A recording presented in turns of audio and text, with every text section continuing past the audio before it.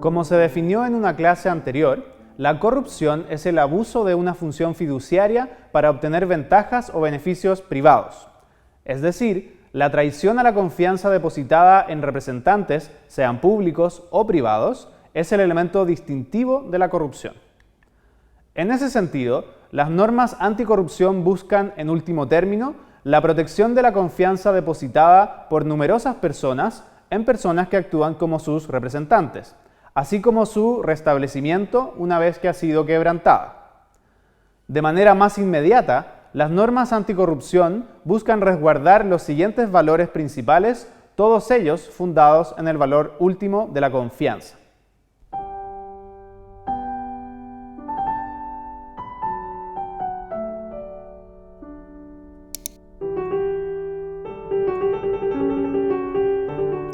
Aunque no siempre implica una transacción en dinero o ganancia del mismo, la corrupción usualmente se presenta como una forma de desvío de fondos monetarios originalmente destinados a satisfacer necesidades públicas hacia un patrimonio privado. Esto evidentemente provoca que el patrimonio público o los recursos de todos se vean disminuidos en beneficio del incremento correlativo de una riqueza privada ilícita. El tesoro público puede verse afectado por algunas conductas moralmente reprochables, aunque no ilegales per se, tales como los gastos reservados, si es que estos, además de secretos y discrecionales, carecen de suficiente control.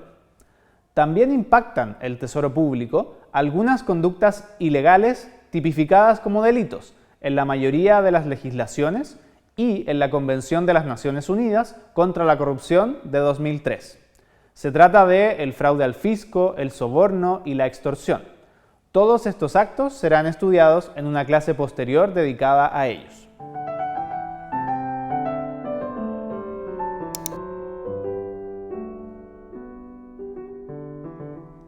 La noción de orden público fue creada originalmente en el derecho civil francés del siglo XIX.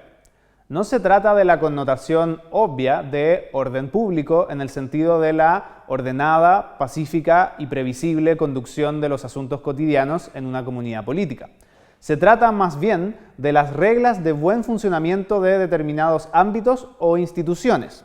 Reglas estas que la autonomía de la voluntad de los privados no puede dejar de respetar.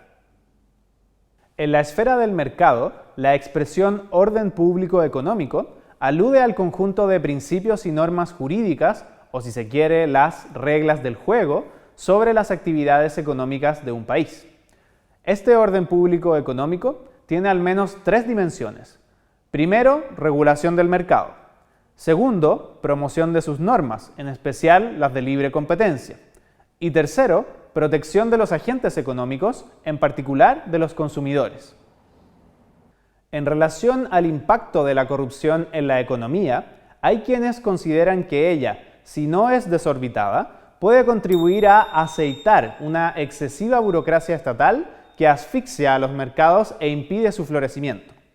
Muchos otros economistas discrepan de esta opinión y afirman que la corrupción provoca los siguientes tipos de distorsión en el mercado.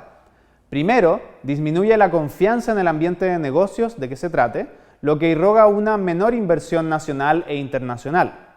Segundo, el costo social, medido por la cantidad de bienes que se dejan de producir y las necesidades que quedan insatisfechas, es dramáticamente alto en relación al monto del beneficio privado indebidamente obtenido. Tercero, los proveedores se ven obligados a redirigir sus esfuerzos productivos para satisfacer la demanda del micromercado de la corrupción. Cuarto, las decisiones de los agentes públicos encargados de asignar recursos se ven influidas por la promesa o el prospecto de alguna retribución indebida para los mismos. Quinto, proliferan los monopolios u oligopolios debido a que el corruptor debe recuperar sus costos aumentando sus precios. Sexto, se refrena la innovación debido a la ausencia de protección de la propiedad intelectual. Y séptimo, se deprime el gasto en educación pública y por consiguiente se ve deteriorada la calidad del capital humano del país.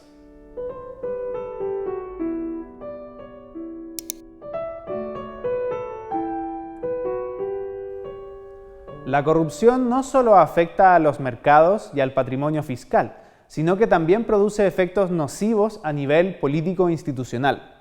En particular, la corrupción atenta en contra de instituciones democráticas fundamentales, tales como la transparencia, la rendición de cuentas, los derechos humanos y la separación de funciones entre los poderes del Estado. La transparencia y la rendición de cuentas serán tratadas en una clase especial de este curso. Por ahora, baste con decir que la transparencia es un principio fundamental en virtud del cual el pueblo soberano y cada ciudadano en particular deberían tener acceso a la información pública con algunas excepciones muy calificadas. Del mismo modo, es al pueblo soberano que los funcionarios públicos deben rendir cuentas durante su ejercicio en el cargo e incluso una vez que su periodo ha concluido.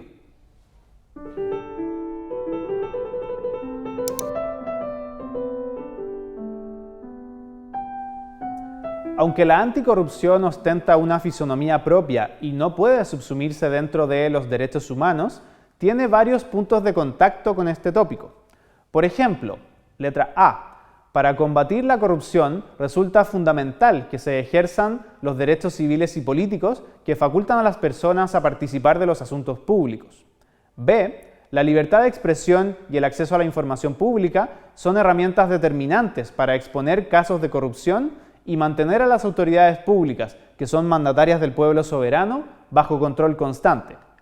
C. El impacto negativo de la corrupción en el patrimonio fiscal afecta la disponibilidad de recursos públicos para las políticas sociales y, por tanto, los llamados derechos económicos, sociales y culturales. D. Cuando la corrupción alcanza instituciones como la judicatura o la policía, que suelen ser vulnerables a ella, se ven afectados el derecho al debido proceso y a la justicia. E. Dado que, por definición, la corrupción implica preferir el bienestar de un sujeto o sujetos por sobre el de un número elevado de personas, también esta práctica vulnera el principio general de derechos humanos de no discriminación arbitraria. Finalmente, en relación a la separación de funciones del Estado, se puede decir que la corrupción pervierte este axioma de la Ilustración, que buscaba imponer límites al poder del Estado frente al individuo.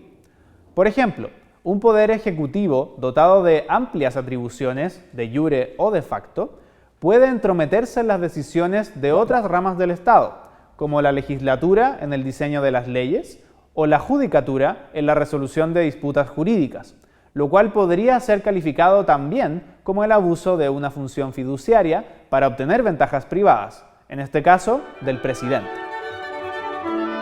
Por favor, no olviden visitar nuestra página web mucchile.com y quedan invitados a ver la siguiente clase de este curso.